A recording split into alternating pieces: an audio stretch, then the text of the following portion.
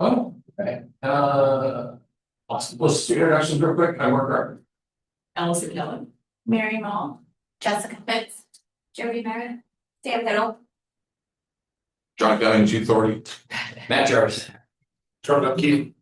Amber Cullen, Lyle Gilbert, Brian Lana. Oh, yeah, so we have Jennifer Leaf, Chief Haynes, Kim, Shell, Watkins, yeah, and there's Lieutenant Paul. And sorry, we're sitting in the commission chambers. oh, no. Apologize. Trial Court Administrator Isha, Commissioner Lyle. How are you? So let's go right into the community mediation. You're good, can you give us a what's up? Spiel. Yeah. Yeah, sounds good. So hello everybody. Thanks for having me. You might have heard of community mediation services. Some of you have already met with, so you would have. Some of you are on my board, you also would have. But I am Mary Mall. I took over just about 3 months ago. We're kind of on with community mediation services. And I'm just trying to get out into the community and remind those of us who already know about us, and let people know if they don't already know, what we do. So many of the situations that come into the local public safety sort of area are cases that were not originally criminal issues. It started out as a dispute or a conflict that it may have been something that you've been dealt with in a different way. And maybe even as you get the calls, they actually aren't, they still haven't escalated to any kind of activity. And yet you're getting call again and again about the barking dog or, you know, the neighbor whose music is loud at night or whatever it might be. Something that isn't a legal issue and shouldn't really be dealt with law enforcement. That's where we come in. So community mediation services, our role is to step in for those cases that aren't criminal cases and help folks have a conversation if they're willing. So it's a voluntary service, it's a confidential service. So it's offering a place for people to come with their full selves and have real, open, honest dialogue with one another. So the way that it works is if somebody is interested in mediation, you all could refer them to us or give them our contact information. And then we would call them, check and see what's going on. We would need both parties' information. So we have an initial phone call with both parties to see what's going on, to see if this is a mediatable conversation, and to see if people are willing to come to the table. If they are, that's great. And we work to schedule a meeting and help them have a difficult conversation that they don't feel like they have the tools to deal with on their own. And it's not really something that requires law enforcement or other systems. So we can do family mediation, we do juvenile, referrals from the juvenile department for restorative dialogues if there actually has been a harm caused, but the juvenile department believes that it would be better suited for a conversation. We can do that. We can do neighbor to neighbor. We do landlord tenant. So we also have a partnership with the manufactured and marina home parks. So they can send cases, but so can other apartments, and really any landlord or tenant feels like they're struggling to communicate in a way that works, and they would like to be able to communicate. So I mean, that can help with eviction avoidance if folks can get on a payment plan if they are experiencing a difficulty with payment, and a conversation will really help them get to a place where they can mutually agree. So it really is beneficial to multiple parties.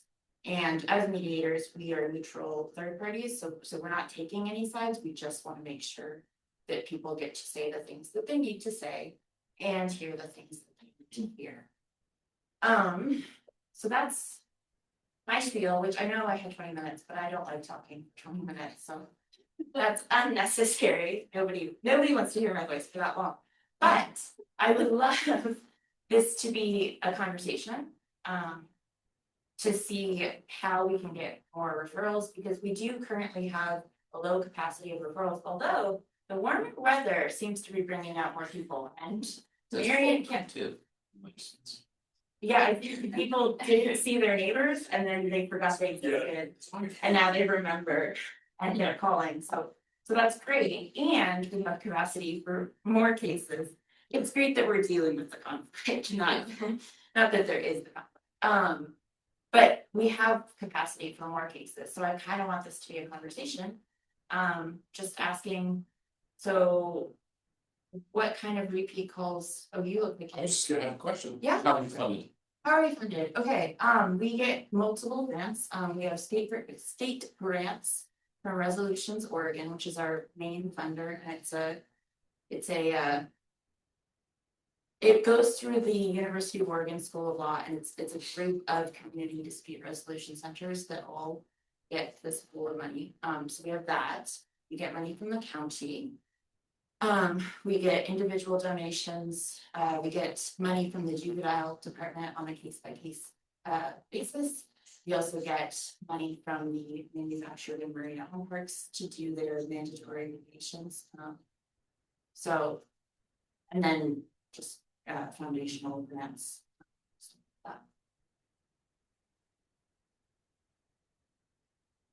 I have a couple questions. So do you use volunteer meeting groups as well? We do, yes. Meeting groups, do you know? So currently our pool is low. In addition to trying to get more cases, I'm also trying to get more volunteers. So we are working on that as well. Right now we have 3 volunteers, and I also do mediation. So there will be 4. And there's training. Yes, so they go through the 40-hour basic mediation training that we would put on. As I meet with more people, I'm trying to also cultivate interest in the training, so that we can run one of those and get some viewers coming in. So I heard you say that you can do neighbor to neighbor to mediate those types of disputes over 10. I also heard you say juvenile justice, so is that like 15 vendor? Success stories? I mean, so recently it's been harder to get the victim to want to participate. So that makes it difficult. We do still have youth that are coming in and talking to us, which it depends on what you consider a success story. I mean, I do think there's some accountability in that, so it's not entirely unworthwhile. And also we haven't gotten as many cases recently that had a full dialogue, because it is voluntary and we're not forcing people who were harmed to come to the table. It would be hard.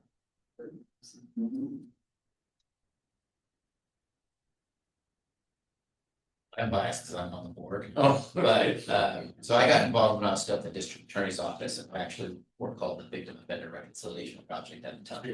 Yeah, so there's some people that remember that. But I think for law enforcement, really the power is how many times where you call up the DA late at night, they tell you it's civil, and that those kind of questions for your officers is there a resource out there that we can point these people to where they're not calling law enforcement all the time? And I know Mary Ken, they work closely with neighbor Mary County, and that's sharing agreements in place there. But the one thing I tell people all the time with mediation is one of the things is sometimes you might want to file a civil lawsuit over in Ucho's world at that point. And for a lot of the statutes, there is a requirement that the people have engaged in a certain level of dialogue in order to bring certain claims. And so if the neighbor mediation is one way they can show that they've engaged in that. And it's a lot of time when my practice as a lawyer, that's what I tell folks is, hey, it's worth giving it a shot. Mary and her folks do a great job. She's still real close to Ken. So when's he coming back? April? It's already April just happened. he's already He's coming so, back. and they still do a really robust training. Now it's been 10 years since I took the training, so maybe I should do a refresher. So, But for the juvenile side of things, I have seen both sides, victims of the youth, the delinquent youth, and I can say it. Even when it's just the youth coming and talking with them, it makes a big difference. And really helps us, as Jonathan said, rehabilitating the youth so they can actually say, oh, I can put myself in the shoes of my victim and understand what I've done. So And to add to that point, I mean, that is the conversation that we're having when it is just the youth coming in, even if it's not just the youth, even if we get to a dialogue, we always have a conversation with the responsible youth, the offender. Where we talk about, so what actually happened and what were the impacts of that, so it is really looking on accountability. So this thing that you did that's considered a crime, how could it have affected the person that is on the other side of it, or the victim? So it really is focusing more on trying to help them see the accountability for their actions that has. So it's 501(c)(3) things that. yeah, for most purposes, the state's already approved grants or through our builders has already paid for these services. So if for the manufactured home, that's portion of those owners have to pay into to fund that, and then they're required by statute to engage in that mediation process before they evict somebody.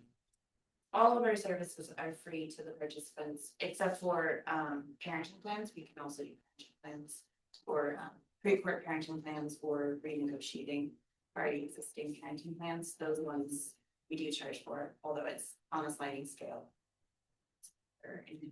But you don't matter, it doesn't matter to you how you get a referral. Basically, you just want more referrals. Yeah. Yes. Yeah, that's a little nice too for that last one. And Ken, it's so long that whenever we went to mediation, you felt Ken Braun. Well, then nobody knew what it was Ken Braun. So now we've got Mary trying to step in that role and just get that communication. Everybody understands who the contact is. And It's called somebody else. and it's called communication or mediation.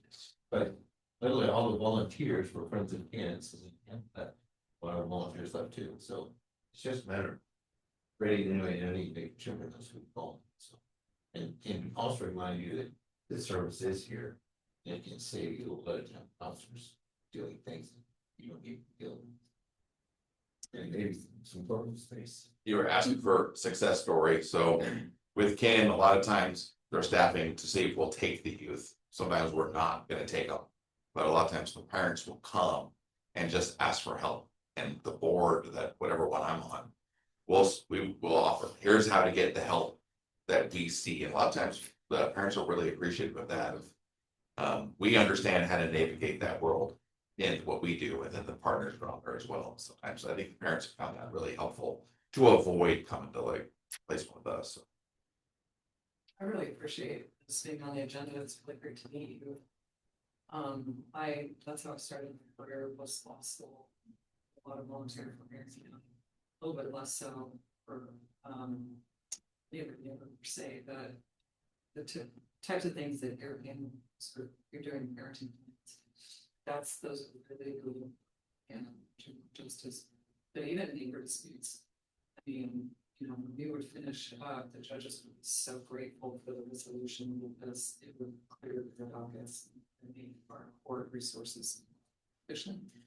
Or you have that directed to cases that need to go to trial. And everybody, especially neighbor disputes, everybody comes in there rolls over position. Like and I developed just one more question. What's the important? Required to show up today, but not required to come to an agreement. I'm just kind of curious. What's the one thing about your case that you could want the judge to focus on?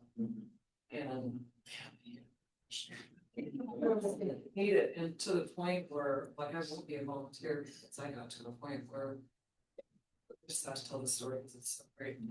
I've done a lot of landlord tenant, and in those way back in those days, you'd show up and the judge would assign different cases to different mediators. This one, I'm sorry, like judge was speaking, the judge goes, I'm sorry, judge, we will not mediate with Miss Kelly. Yeah, anyway, so you got fired. I got it. Good job too. Nice. So anyway, it's a Yeah. really incredible service you have today. So well done. It's really nice to meet you. Yes, and that is part of our role too, is to be the agent of reality. So for those people who don't think that their case is a shoe-in, we just say, okay, so I hear you saying you think you'll win your case. Just for understanding all of your options, if you didn't, what would that look like? And just kind of not forcing anybody, and also your option to go to court does not vanish because you mediated, so. Trying to have a conversation. Might be. So I brought these fun little referral guides, if folks want those. I also have brochures and business cards and a little interest sign up sheet if anybody wants to give their contact. So I sat in a place that doesn't suit that, but I'll just take them. You're Sam, really. So if we were able to plug you into dispatch center, like right now for our barking dogs, campsite, we use your neighbor. To limited success, but still, I think they've got a lot because usually it's an avenue. It's an avenue. Usually the issue is that someone calls, they don't know who the other party is, and so it becomes difficult there.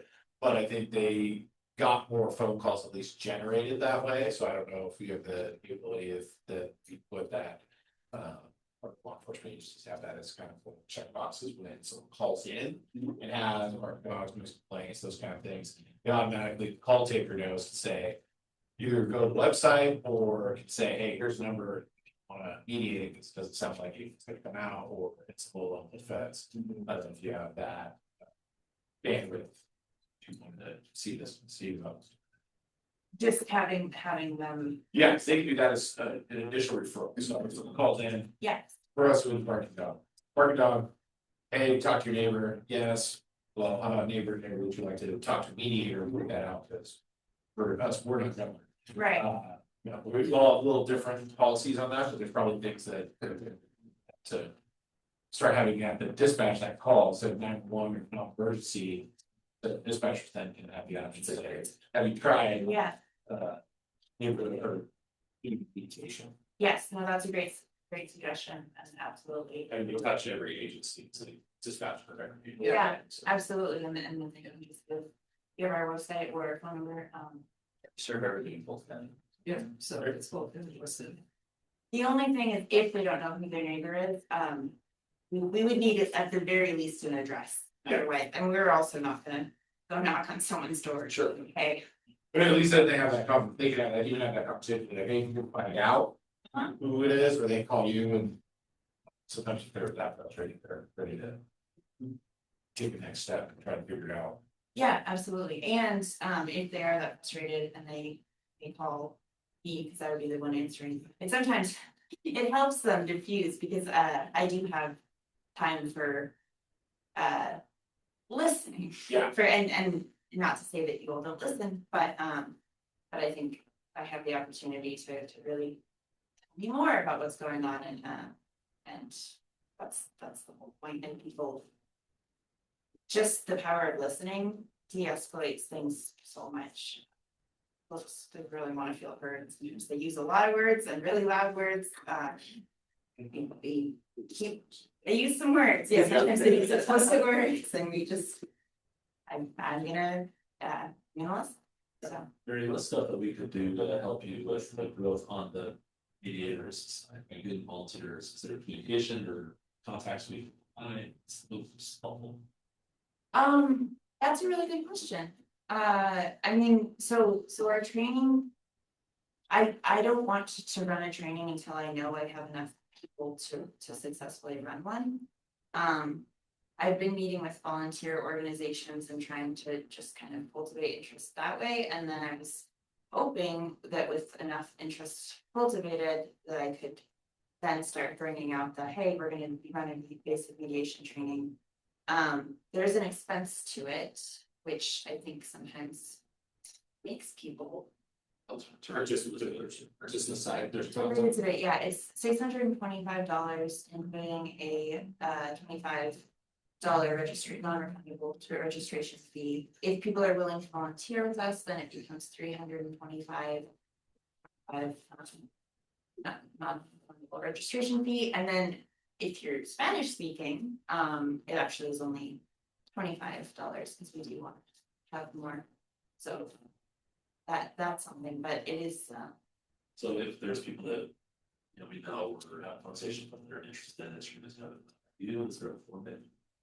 The bond interest list or. you can have them contact me. And yeah, as I really don't want to run a basic mediation training and have it not go. Oh, yeah. Yeah. Okay. That would be great. And that will give me more of an idea of when to do the training as I have full of people interested. But thank you, Ryan. That's a great. It is a great, I mean, I think like, you know, retirees or, you know, retired lawyers or people who can get to that place where they're pretty chill, they seem, they can also be good listeners and, you know, not get sucked in, but then be the agent of your. Yeah, and it is community mediation services, so we want it to be largely volunteers. At this point, I will be in the mediation every time, which I love mediation, so that's not really a problem. And also, it's community mediation services we want to use.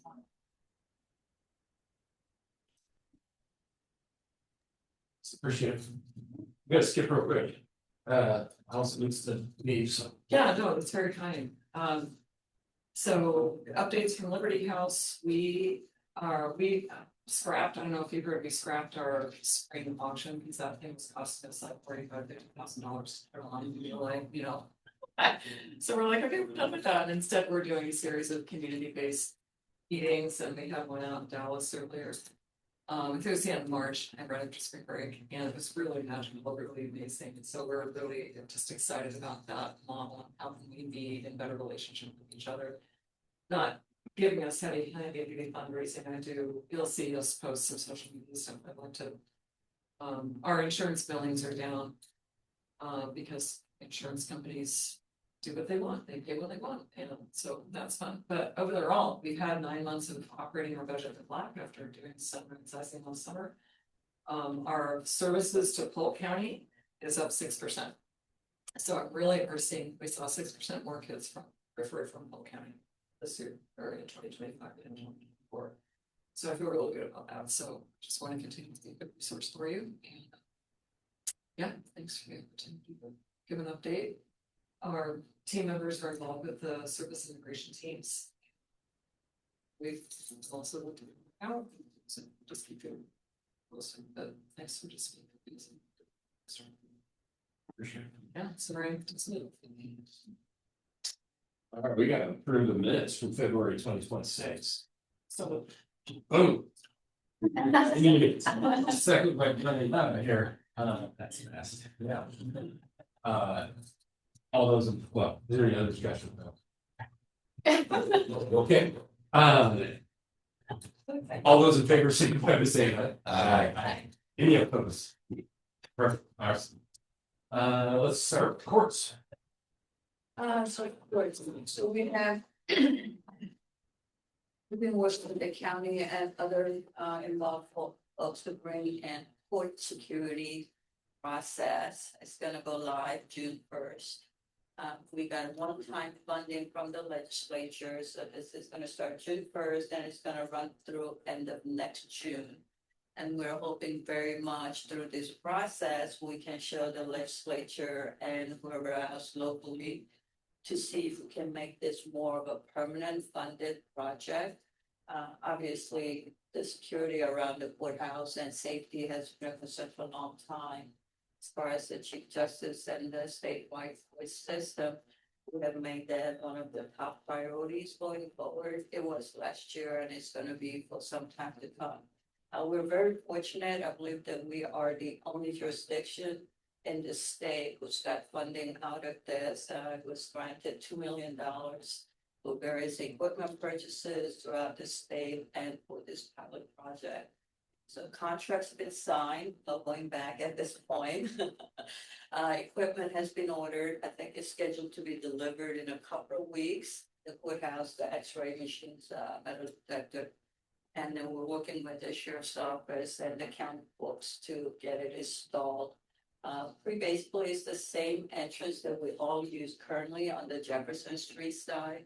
And equipment will be stationed there, manned by 2 security officers.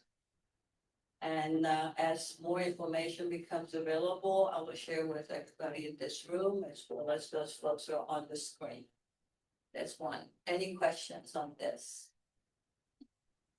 It is private security. Right. It's a security company called DPI. They already have contract with a number of other state agencies, including OJD over in Capitol.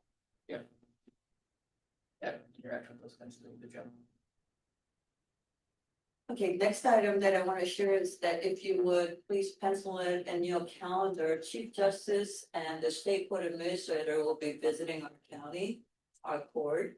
July 22nd, I am working on a program and I'm hoping to be able to invite everybody that's in this room, and that's purpose of the visit is for chiefs to get to understand the local needs as well as issues and have dialogue with the various agency heads, justice partners, with our staff. And so if you have any particular thoughts, do let me know. I'm trying to group the meetings so that we have relevant folks gather together with the chief as opposed to, one of each and becoming kind of a hodgepodge. And that's July 22nd, I hope to start the program somewhere around 9 o'clock and end it prior to probably 4 o'clock is what I'm thinking. Protocol for the screen Yes, for like uniformed officers and not like. right. We didn't talk about sending something out to just all the agencies. Did you ever have you thought about that? Right, so right now we are working on the communication piece, including the press release and the signage. And I hope to have that out pretty soon, I think this week. DPI has experience, but different courthouse. I'm not worried about them, I mean, about the officers. Like plainclothes ones too, all that stuff. Doesn't everybody have their own badge?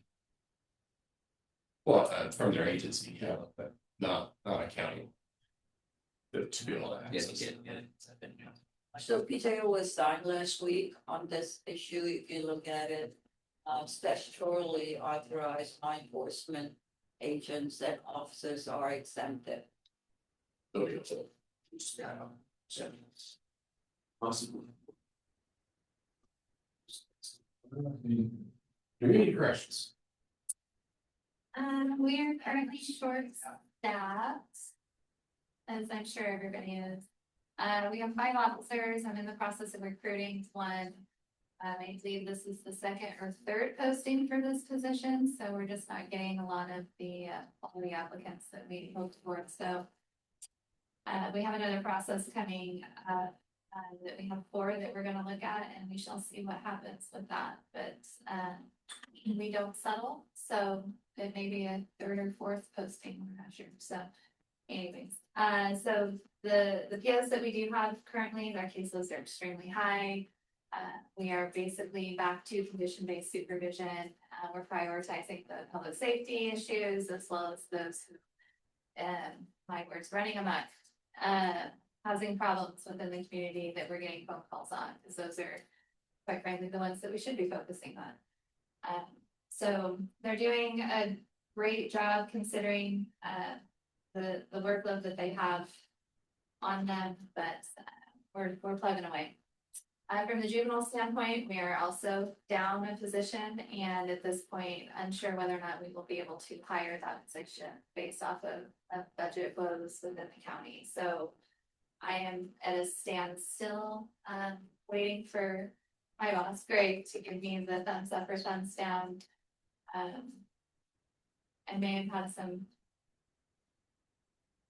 persuasiveness going conversations with him, but I don't know that it'll go very well. But I'm trying. So juvenile side, their caseloads also are quite high. And from a juvenile standpoint, the most expensive thing for us is juvenile detention beds. And we contract with Yamhill County for 4 beds. If we go over those 4 beds, we're charged an overage. And I can tell you on average, I sign a bill for about $26,000 a month for those. And so that is just an astronomical amount of costs, but it is necessary. We're willing to compromise on that because it is appropriate, especially considering some of the behaviors of our youth here lately. And as Mary had said, the weather's nice. And so more folks are out and about. We're getting more calls, so we definitely need that. So that's all we got for adult and juvenile. Sheriff's Office, Tyrone Jenkins is retiring at the end of the year, so, we're gonna work on updating, our major crimes team agreement, all the agencies, and seems to be for that team. Getting that going. Also have a general commander is retiring next week, or into next week, I believe, so. New general commander in the budget, you'll lose about 2 position, I guess, but. So yeah, we're just plumbing along. Yeah, it's not here. Mr. Jarvis, where's the? We're going to catch the same thing, plugging along. I think, one of our attorneys that was on medical leave came back today, so it's good to have him back, so at least alleviate some of the pressure on some regular associates in my firm. Other than that, the Conflicts Consortium has hired 2 people doing adult criminal. Not having any issues with funding. There have been a few cases, especially in juvenile, where we exhausted everybody through conflicts. Had to reach out for attorneys.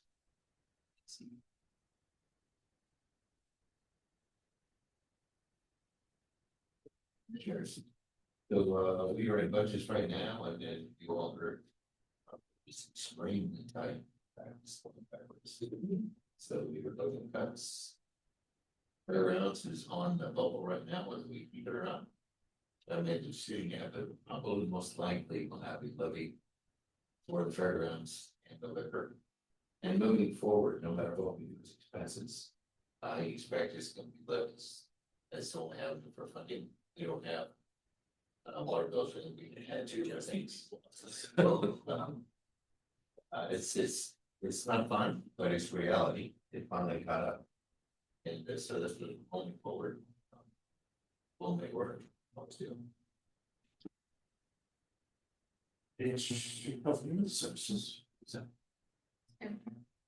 Oh, Jennifer's up, yeah, she. Hi.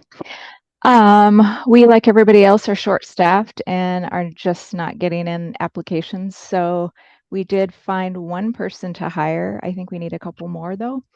So hopefully that's a plus, at least 1. And the other thing that we've been doing lately is working closely with Grand Ronde for, first of all, on their post-vention communication response protocol, and also working on our workflow to work between the health and wellness and the Grand Ronde Tribal Police. So learned a lot about their resources. They came and toured our building and learned about ours, and I'm excited about that partnership. And hopefully we'll go out to see their place pretty soon. But I think we'll work a little bit better together moving forward. So that's probably about it. Thank you.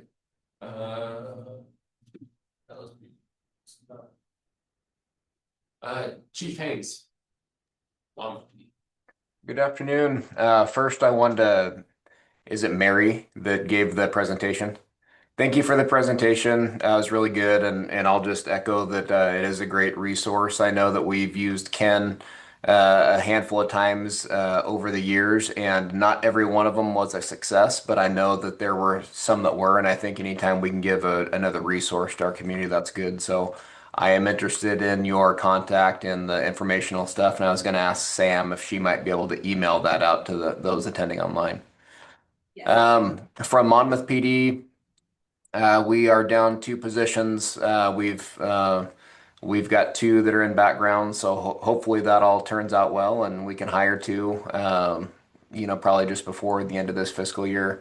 Going through budgets right now, and I know it's tight for everyone. But we're hoping to get through that kind of unscathed again this year. And I think lastly, one of the big things that we're doing right now is we've just kind of implemented using some AI for our report writing and through Axon Draft One, and it's been a really, I think, good thing. I think it's going to be kind of a force multiplier, I'll say, for our department, especially when we're down, people.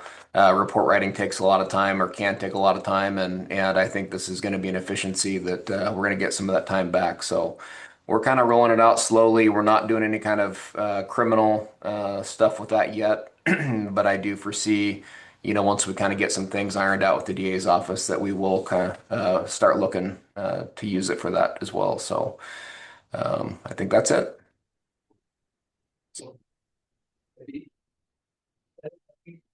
Great. Sure. Yeah, I will say one thing when you were talking about the AI not translate report writing. We've been beta testing the Axon Translate. I'll take these tries out here. And I had to use it twice last week in a Spanish conversation, and it was so anyway, that's a bit of that, as well as the piece of the price for our bonds. Salem. Yeah, 100% staff, good to go. So yeah, I just want to, just joking, jokes all around. Yeah, today is the beginning of our reorg, so Chief Womack is retiring May 22nd. So Assistant Chief Tito is going to be the interim chief. Chief Aguilar has moved up to interim assistant chief. And then Lance Steedy is going to be AICDC over investigations. Mike Bennett will be over support. So lots of shuffles today. So if you email someone they used to email and they have a different title or don't respond, there you go. So we'll see how that's working out. For Polk County side of the house, I know we did juvenile corrections helped out, I think last month, and got somebody over Yamhill and got them booked in for nice. We really appreciate that. We worked a few of those bugs out to that happen, so I really appreciate that. And then Wellspring Park, not jumping the shark, but I think we're working on an MOU with a local contractor to bring in some heavy equipment out there and the piles and mounds of bicycles, and trash and things like that. So to be able to get in and clean up some stuff that our clean team, small equipment they have, they can't get to. So the two would work on that and making some headway there. So Is that on the north end or? starting to work towards the north end, Sorry, on the past the, it's continuing to push north to past the softball field. So just so you know, we're getting a lot of folks that are being told to move further north. So, yeah, on the private property, which will more than speed. So, okay, I will, yeah, just for. That's just, we're cycling right after. Yeah, fair. You can have a good EA there. Okay.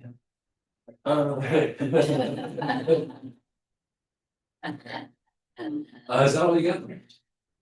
I think so. Okay. OSP.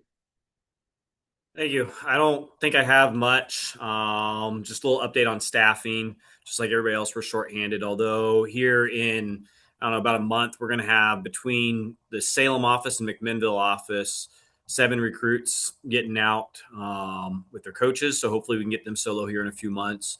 One thing that you guys may have noticed here in the past couple months is now that sessions no longer going on at the Capitol, then when they have the bodies to do so, which is almost daily, they're sending at least one troop out to primarily Polk County. Sometimes they have to go up to Yamhill County, but primarily the love's going to Polk County right now. So the goal is to have at least a trooper in Polk County on the day and swing shifts, if you will. So that's all I got for OSP. Yeah, we see guys out there all the time, so it's Yeah. fun. So.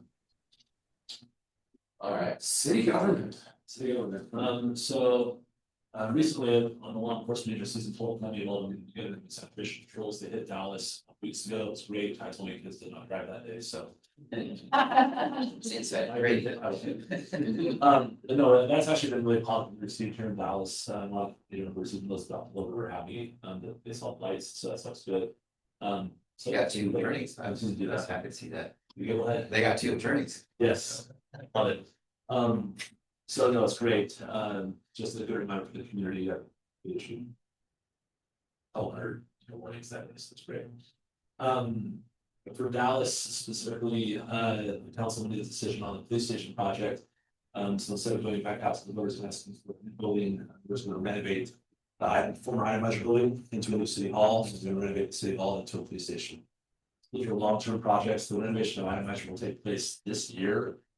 We open bids tomorrow. We have 17 contractors out to the pre-bid meeting, so we expect that to be successful and to be relocated at City Hall, by then this calendar year. The City Hall and the police station will be a little bit longer term. We decide to retrofit that building. So we're gonna pursue a state grant for that, so that might be 2 years before we do that work. But in the meantime, the police will occupy that space, be it secure city, so. Yeah. And we did a fee on our bill, because we do have bills in Dallas. It's a bill pay for that, $5 a month. We also reduced another fee that we have on the books by $5, so that there's no impact to the citizens' wallets for that. On a staffing side, our police department, we're short 2 right now. We're transitioning one of our other employees into the police department for another department that has experience, so that'll be good. And then the other one later, right now soon for another recruitment on that. This is our last recruitment did generate candidates that we wanted, because we also need some balance. But we're hoping to get that one last position filled. On the budget side, the city's general fund is tight, and even though we have the ability to add fees without asking citizens, we're not doing that. So we're cutting, I think, 5 general positions. Sure. DHS. Yes, things are going okay for us. We have a bunch of new CPS workers, so if you've heard of CPS, you'll be seeing new faces. And the state is on a hiring pause, so when that position is up, we have to wait 6 months. One of those positions is our resource parent recruiter for the district.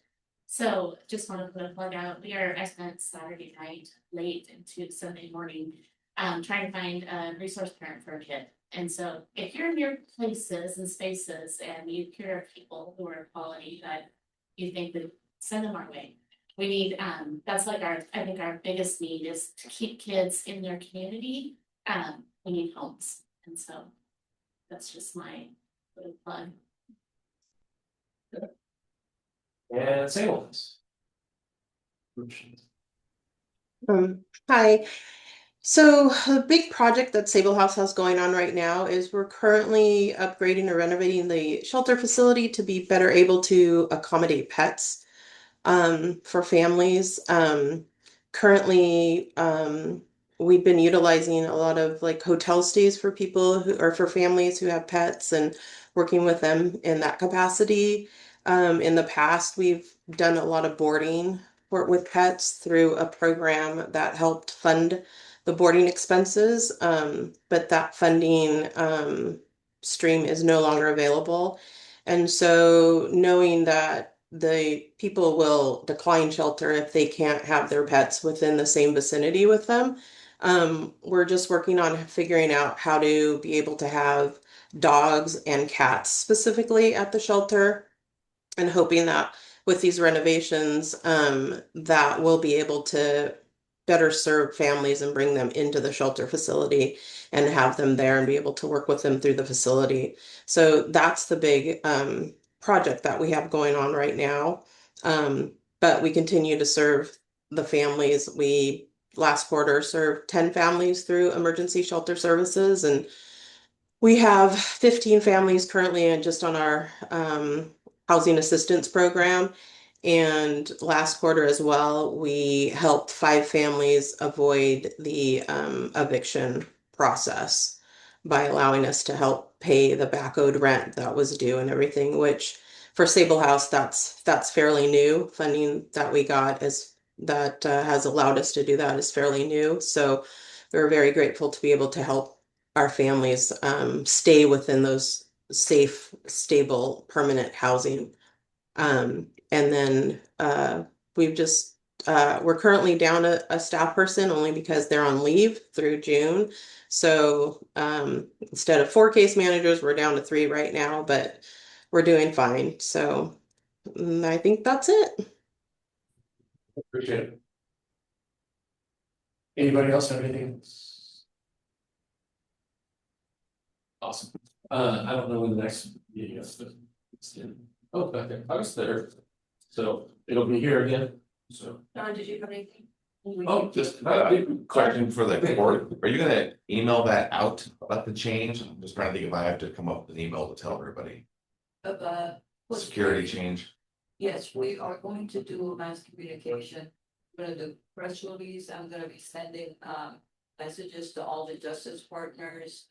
Gonna be let me see what else I'm doing. Post on the website, Polk's website, you know. Perfect, thank you. Okay. Nothing from our way, sorry, yes, thank. He was, wasn't giving us the slashes there. So. All right, appreciate it.